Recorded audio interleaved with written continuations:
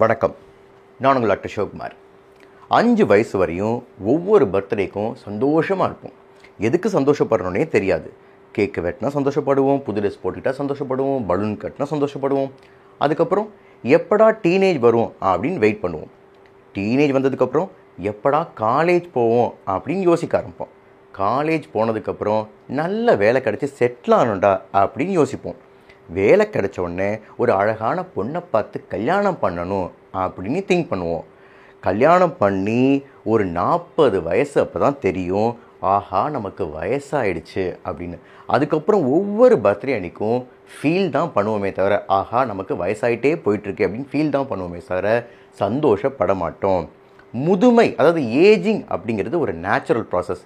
ஏன் நம்ம வருத்தப்படுறோம் அப்படின்னா, முகத்தில் சுருக்கங்கள் வர ஆரம்பிக்கும், நம்ம ஒழுங்காக பிரிஸ்காக வேலை செய்ய முடியாது, முன்னாடி மாதிரி ஸ்லோ டவுன் ஆகிடுவோம். ஸோ இதனாலே என்னமோ எல்லாருக்கும் முதுமை அப்படிங்கிறது பிடிக்காத விஷயமா இருக்குது. அதாவது முதுமையை தவிர்க்க முடியாதே தவிர தாமதப்படுத்த முடியும்.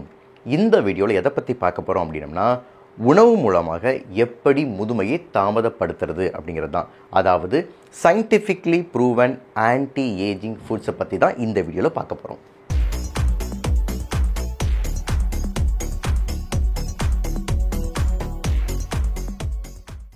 ஏஜிங், அதாவது முதுமை அப்படின்னா என்ன? வாயில் பல் இல்லாமல் முகத்தில் சுருக்கத்தோடு இருக்கிறது மட்டுமா? கண்டிப்பாக அது மட்டும் கிடையாதுங்க. நம்ம உடம்பில் இருக்கிற எல்லா உறுப்புகளுடைய செயல்திறனும் மெதுவாக குறைஞ்சிட்டு வருது தான் முதுமை அப்படிங்கிறது. இந்த முதுமை ஏன் ஒருவருக்கு வருது அப்படின்னா, மெடிக்கல் ரிசர்ச் படி கிட்டத்தட்ட 10 காரணங்கள் சொல்லப்படுது. இந்த 10 காரணங்களும் முக்கால்வாசி எதை குறிக்குது அப்படின்னா, மரபணு பழுதடைகிறத பொறுத்து தான் அப்படிங்குது. அதாவது டிஎன்ஏ டேமேஜ்னால தான் இது நடக்குது அப்படின்னு சொல்கிறாங்க. அதுவும் டிஎன்ஏ டேமேஜ் அப்படிங்கிறது இந்த காலத்தில் ரொம்ப சீக்கிரமாகவே நடந்துடுது. ஏன் அப்படின்னா, நம்ம உணவு முறை மாற்றத்தினால, நல்லா வறுத்தது பொரிச்சது சாப்பிட்றதுனாலையும், ஸ்ட்ரெஸ்னாலையும், ஸ்மோக்கிங்னாலையும், பொல்யூஷன்னாலையும் நம்ம உடம்பில் அதிகமாக ஃப்ரீ ரேடிக்கல்ஸ் உருவாகும். இந்த ஃப்ரீ ரேடிக்கல்ஸ் மூலமாக தான் டிஎன்ஏ டேமேஜ் நடக்குது. ஸோ இப்போ நான் சொல்ல போகிற உணவுகள் எல்லாத்துக்கும் இந்த மரபணுவை பழுது பார்க்கும் திறனுடையதாக இருக்குது. அது என்னென்ன உணவுகள் அப்படின்னு இப்போ பார்ப்போம். முதல் உணவு போமிகிரானட், மாதுளை. மாதுளை அப்படிங்கிறது ஆன்டி ஏஜிங்கை பொறுத்தவரை ரியலி சூப்பர் ஃபுட்டுங்க. ஏன் அப்படின்னா, மாதுளையில் யூரோலித்தின் ஏ அப்படிங்கிற ஒரு கெமிக்கல் இருக்குது. இந்த கெமிக்கல் என்ன பண்ணுது அப்படின்னா, நம்ம அணுக்களுக்குள்ளே போய் அணுக்களுக்குள்ளே இருக்கிற மைட்டோகாண்ட்ரியா அப்படிங்கிறது ஒன்றும் கிடையாதுங்க, பவர் ஹவுஸ் ஆஃப் செல் அப்படிம்பாங்க. எப்படி நமக்கெல்லாம் எலக்ட்ரிசிட்டி போர்டு இருக்கோ, எங்கேருந்து பவர் நமக்கு வருதோ, அதே மாதிரி அணுக்களுக்கெல்லாம் பவர் சப்ளை பண்ணுற மைட்டோகாண்ட்ரியாக்கு உள்ளே போய் அதை பழுது பார்க்கும் திறன் உடையதான் இந்த யூரோலித்தின் ஏ. அது மட்டும் இல்லாமல் நம்ம தோள்களில் ஏற்படுற லைன்ஸ், அதாவது சின்ன சின்ன கோடுகள், சுருக்கங்கள் எல்லாத்தையும் சரி செய்கிற திறனும் இந்த மாதுளைக்கு உண்டு. இதுக்கும் மேலே மாதுளையில் எக்கச்சக்க ஆன்டி ஆக்சிடென்ட் இருக்குங்க. இந்த ஆன்டி ஆக்சிடென்ட் எல்லாமே ஃப்ரீ ரேடிக்கல்ஸை அழிக்கக்கூடிய வல்லமை உண்டு. அது என்னென்ன ஆன்டி ஆக்சிடென்ட் பார்த்துட்டிங்க அப்படின்னா, ஃப்ளேவனாய்ட், ஆந்தோசயனின், பியூனிசிக் ஆசிட், எலாஜிட்டானின். இரண்டாவது உணவு பப்பாயா, பப்பாளி பழம். பப்பாளி பழத்தில் ஆன்டி ஏஜிங்கை பொறுத்தவரை இவ்வளோ நல்ல விஷயங்கள் இருக்கா அப்படின்னு எதிர்பார்த்துருக்கவே மாட்டாங்க. ஏன்னா அவ்வளோ நல்ல விஷயங்கள் இருக்குது. குறிப்பாக சொல்லப்போனால் பெப்பைன் அப்படிங்கிற ஒரு கெமிக்கல் அதிகமாகவே இருக்குது. இந்த பெப்பைன் என்ன பண்ணுது அப்படின்னா, நம்ம உடம்பில் கொலாஜன் அப்படிங்கிற புரோட்டீன் உற்பத்தியை அதிகப்படுத்துது. வயசானால் நம்ம முகத்திலையும் தோள்கள்லேயும் சுருக்கங்கள் ஏன் ஏற்படுது அப்படின்னா, இந்த கொலாஜன் உற்பத்தி கம்மியாகிறதா. அந்த கொலாஜன் உற்பத்தியை அதிகப்படுத்துகிற வல்லமை கொண்டதான் இந்த பெப்பைன் அப்படிங்கிற கெமிக்கல். அது மட்டும் இல்லாமல் பப்பாளி பழத்தில் vitamin A, C, E, B9 அதிகமாகவே இருக்குது.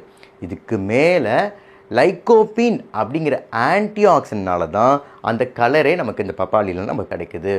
நம்ம உடம்பில் அயன் தேவை விட அதிகமாக இருந்தால் ஃப்ரீ ரேடிக்கல்ஸ் அதிகமாக உருவாகும். அதனால் தேவையற்ற அயனை நம்ம உடம்புலேருந்து அகற்றுவதற்கும் பப்பாளி பழம் உதவுது. மெடிக்கல் ரிசர்ச் என்ன சொல்லுது அப்படின்னா, பப்பாளி பழம் அப்படிங்கிறது பிரெஸ்ட் கேன்சருக்கு ஏற்ற உணவு அப்படின்னு சொல்லுது. மூன்றாவது உணவு க்ரீன் டீ. க்ரீன் டீயில் பாலிஃபீனால் அப்படிங்கிற கெமிக்கல்ஸ் அதிகமாக இருக்குது. இது என்ன பண்ணுது அப்படின்னா கெரட்டினோசைட் அப்படிங்கிற நம்ம தோள்களில் இருக்கிற அணுக்கள் உற்பத்தி ஆகிறதுக்கு ரொம்பவே ஹெல்ப்ஃபுல்லாக இருக்குது. அது மட்டும் இல்லாமல் இந்த க்ரீன் டீயில் இருக்கிற ஆன்டி ஆக்சிடென்ட் என்ன பண்ணுது அப்படின்னா கொலாஜன் ஏஜிங்கையும் தாமதப்படுத்துது. பப்பாளி என்ன பண்ணுது அப்படின்னா கொலாஜன் உற்பத்தியை அதிகப்படுத்துது. ஆனால் இந்த க்ரீன் டீ அப்படிங்கிறது கொலாஜன் ஏஜிங்கை தாமதப்படுத்துது. அதனால் எப்போதுமே சருமத்துக்கு ஏற்ற உணவு இந்த இரண்டுமே. க்ரீன் டீயில் விட்டமின் ஈயும் அதிகமாக இருக்கிறதுனால நம்ம சருமம் எப்போதுமே பொலிவுடன் இருக்கும். மாச்சா க்ரீன் டீ அப்படிங்கிறது ஜப்பானில் ஃபேமஸான க்ரீன் டீங்க. இது நம்ம ஊரில் கிடைக்கிறது இல்லை. கிடைச்சா தயவுசெய்து வாங்கி குடிங்க. ஏன் அப்படின்னா ஒரு கப் மாச்சா டீ குடித்தா 10 கப் க்ரீன் டீ குடித்ததுக்கு சமமாக இருக்குது. மாச்சா டீயும் ஒரு வகையான க்ரீன் டீ தான். 4வது உணவு ஜாமுன் ஃப்ரூட், நவாப்பழம். நவாப்பழத்தில் எக்கச்சக்க ஆன்டி ஆக்சிடென்ட் இருக்குங்க. இதை நான் சொல்ல தேவையே இல்லை. ஏன் அப்படின்னா அதை கலரை பார்த்தாவே நமக்கு தெரிஞ்சிடும். நவாப்பழத்தை சாப்பிடும்போதே நம்ம கையில் கலர் ஒட்டும். இதில் ஆன்டி ஆக்சிடென்ட் என்னென்ன குறிப்பாக அதிகமாக இருக்குது அப்படின்னா anthocyanin, flavonoid, இலாஜிக் acid anti accident அதிகமாகவே இருக்குது. இதில் விட்டமின் சியும் அதிகமாக இருக்குது. இதுக்கு மேலே நவாப்பழத்துக்கு ஆன்டி பாக்டீரியல் ப்ராப்பர்ட்டியும் ஆஸ்ட்ரிஞ்சன் ப்ராப்பர்ட்டியும் உண்டு. அது என்ன சார் ஆஸ்ட்ரிஞ்சன் ப்ராப்பர்ட்டி அப்படின்னு கேட்டிங்கன்னா நம்ம தோலில் சின்ன சின்ன கரும்புள்ளிகள், பிம்பிள்ஸ், சுருக்கங்கள், பருக்கள் வராமல் தடுக்கிறது தான். 5வது உணவு ஆலிவ் ஆயில். ஆலிவ் ஆயிலில் மோனோ அன்சாச்சுரேட்டட் ஃபேட்டி ஆசிட் அதிகம் உண்டு. அதாவது 73% மோனோ அன்சாச்சுரேட்டட் ஃபேட்டி ஆசிட் தான். இது என்ன பண்ணுது அப்படின்னா நம்ம உடம்புல ஆக்சிடேட்டிவ் ஸ்ட்ரெஸ், அதாவது ஃப்ரீ ரேடிக்கல்ஸ் உற்பத்தியை தடுக்கும் வல்லமை உண்டு. அது மட்டும் இல்லாமல் இதில் இந்த ஆலிவ் ஆயிலில் சிகாய்ரடாய்ட்ஸ் அப்படிங்கிற ஒரு கெமிக்கல் உண்டு. இது என்ன பண்ணுது அப்படின்னா நம்ம முதுமை அடையும் போது சில மரபணு வெளிப்பாடுகள் ஏற்படும். அதாவது ஜீன் எக்ஸ்பிரஷன் அப்படின்னு ஆங்கிலத்தில் சொல்லுவாங்க. இந்த மரபணு வெளிப்பாட்டை கொஞ்சம் மாற்றி அமைக்கும் தன்மை இதுக்கு உண்டு. அதனால் நம்ம முதுமையும் தாமதப்படுத்தும் தன்மை இதுக்கு உண்டு. ஆலிவ் ஆயில் நம்ம தோலில் நீர்ச்சத்தை தக்க வச்சுக்கும். அதனால் ட்ரை ஸ்கின்க்கு யூஸ் பண்ணுவாங்க. இதில் ஆன்டி ஆக்சிடென்ட், விட்டமின் இ, ஒலியாசின், ஒலியோகேந்தால் அதிகமாகவே இருக்குது. 6வது உணவு red grapes and purple grapes, அதாவது சிகப்பு மற்றும் கருப்பு திராட்சை. இந்த திராட்சையில் ரெஸ்வெரட்ரால் அப்படிங்கிற ஒரு ஆன்டி ஆக்சிடென்ட் இருக்குது. அதாவது பவர்ஃபுல்லான ஆன்டி ஆக்சிடென்ட் இருக்குது. இது ஒரு காரணம் போதுங்க இந்த திராட்சையை நம்ம ஆன்டி ஏஜிங் ஃபுட்டில் சேர்க்கறதுக்கு. ஏன் அப்படின்னா அதாவது நான் ஏற்கனவே சொல்லியிருந்தேன் நம்ம ஏன் முதுமை அடைகிறோம் அப்படின்னா கிட்டத்தட்ட 10 காரணங்கள் மெடிக்கல் ரிசர்ச் சொல்லுது அப்படின்னு. அதில் ஒரு காரணம் என்ன தெரியுமா? நம்ம ஏன் முதுமை அடைகிறோம் அப்படின்னம்னா நம்ம உடம்புல பழைய அணுக்கள் அப்பப்போ அகற்றப்பட்டு புதிய அணுக்கள் உருவாகணும். அப்போ தான் நம்ம எப்போதும் இளமையாக இருப்போம் அப்படின்னு. சப்போஸ் பழைய அணுக்கள் நம்ம உடம்புலே தங்கிட்டா நம்ம சீக்கிரமே முதுமை அடைஞ்சிருவோம் அப்படின்னு. இந்த ரெஸ்வெரட்ரால் அப்படிங்கிற கெமிக்கல் என்ன பண்ணுது அப்படின்னா இந்த பழைய அணுக்களை நம்ம உடம்புல தங்க விடாமல் அகற்றும் திறன் உடையதாக இருக்குது.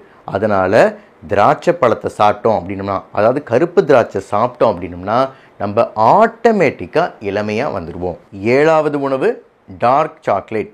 இந்த டார்க் சாக்லேட் அப்படிங்கிறது மில்க் சாக்லேட் மாதிரி இல்லைங்க. ஏன்னா மில்க் சாக்லேட்டில் மில்க் அதிகமாக இருக்கும், அதாவது பால் அதிகமாக இருக்கும், ஸ்வீட் அதிகமாக இருக்கும், கொக்கோ பவுடர் கம்மியாக இருக்கும். ஆனால் இந்த டார்க் சாக்லேட்டில் கொக்கோ பவுடர் அதிகமாக இருக்கும். கிட்டத்தட்ட 50-90% கொக்கோ பவுடராக இருக்கும். பால் கம்மியாக இருக்கும், சம்டைம்ஸ் இல்லாமையே இருக்கும். ஸ்வீட் இல்லாமல், அதாவது இனிப்பு இல்லாமல் பிட்டர் டேஸ்ட்டில் இருக்கும். கொக்கோ பவுடரில் என்னென்ன ஆன்டி ஆக்சிடென்ட் இருக்குது அப்படின்னா ஆந்தோசைனின், ப்ரோ ஆந்தோசைனடின்ஸ், கெட்டச்சின் அப்படிங்கிற ஆன்டி ஆக்சிடென்ட் இருக்குது. அது மட்டும் இல்லாமல் இந்த டார்க் சாக்லேட்டுக்கு நம்ம தோலை பாதுகாக்கிற தன்மை ரொம்ப அதிகமாகவே உண்டு.